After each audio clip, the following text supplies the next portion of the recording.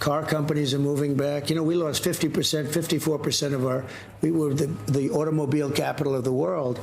And all of a sudden it got robbed by China, Japan, Germany, all these countries. Those companies, they're all coming back now to the United States. They're building car companies and factories all over. They're coming back from Mexico and Canada. We lost a lot to Mexico. We lost a lot to Canada. They're all coming back because of the tariffs.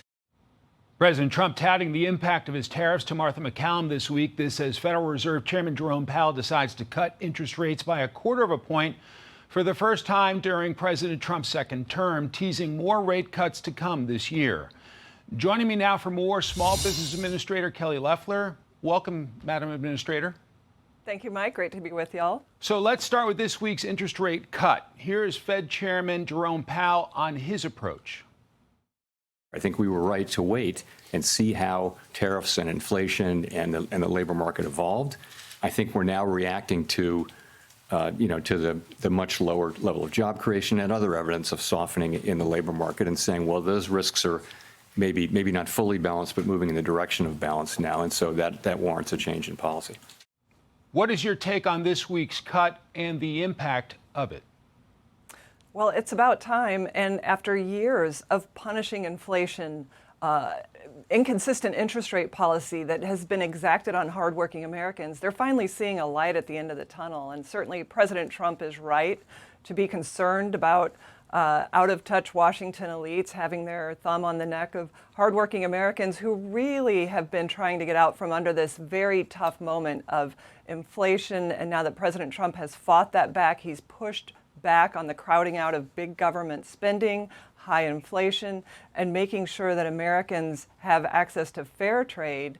We are going to see a counter-inflationary environment, and that's the only thing that's left in that is making sure that we don't have high interest rates. We expect more rate cuts are possible. Would more rate cuts be great news for small businesses in this country?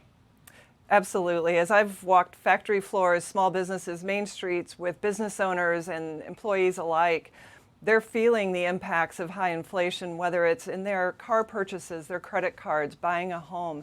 And small businesses would expand, but the cost of capital right now is disproportionately high to where we are in the interest rate cycle. It's been very inconsistent with the Fed lowering rates when inflation was higher under the Biden administration. And that's why President Trump is fighting for small business, for hardworking Americans who know that this economy is going to come roaring back, and we see it in the data. And that inflation, everything that the president's doing is counterinflationary, low regulation, low taxes. That means they're going to keep more of their money in their pocket. And so we're going to continue to see the benefits of an America First economic agenda. The Fed chair has raised concerns about tariffs. Let's play him, and I'll get you to respond. Higher tariffs have begun to push up prices in some categories of goods, but their overall effects on economic activity and inflation remain to be seen. A reasonable base case is that the effects on inflation will be relatively short-lived, a one-time shift in the price level. But it is also possible that the inflationary effects could instead be more persistent. Small businesses are the backbone of our economy. In your view, what is the state of the American economy? Look, the data bears it out. It's not just my view, but I see it every day as I work with small businesses across this country.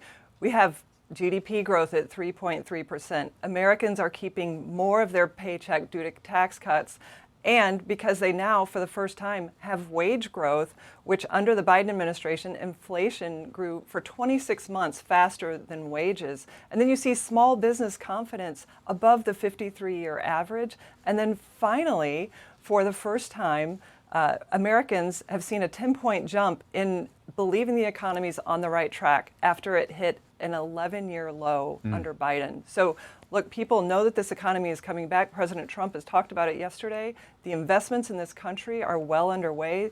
The growth is going to benefit small businesses and the American worker. And no one believes in the American worker and small business like President Trump.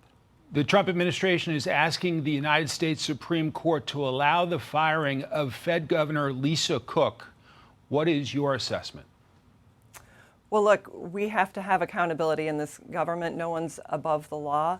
And President Trump is right to call for that because he sees what the American people see is that there's a bureaucracy that is concerned more about their own interests than that of the American people. And in this case, we have a Fed governor that was concerned about keeping interest rates low for her more than she was for the American people. And so the president's absolutely right. And despite the activist courts trying to interfere in his ability to address this, I'm confident that the Supreme Court will uphold this decision, and we'll get people whose interests are aligned with the American people and with economic data on board. We're nearly out of time, but you are a former United States Senator. We're approaching the end of September. They need a funding agreement. How critical is that for small businesses in this country? Well, look, certainty is absolutely vital to businesses of all sizes, whether it's a solopreneur, small business, or a manufacturer that's trying to grow to support Made in America. And it's just shocking that Democrats, led by Chuck Schumer, would say that they want to shut the government down so that small businesses, hardworking Americans, pay the price for his politics. So I'm confident that Republicans are going to do everything they can to bring this to the table. Okay. But we're going to make sure that small businesses know they have a voice in this fight. Administrator, thank you so much for your time today. Thank you, Mike. Hey everyone, I'm Emily Campagno. Catch me and my co-hosts Harris Faulkner and Kaylee McEnany on Outnumbered every weekday at 12 p.m. Eastern, or set your DVR.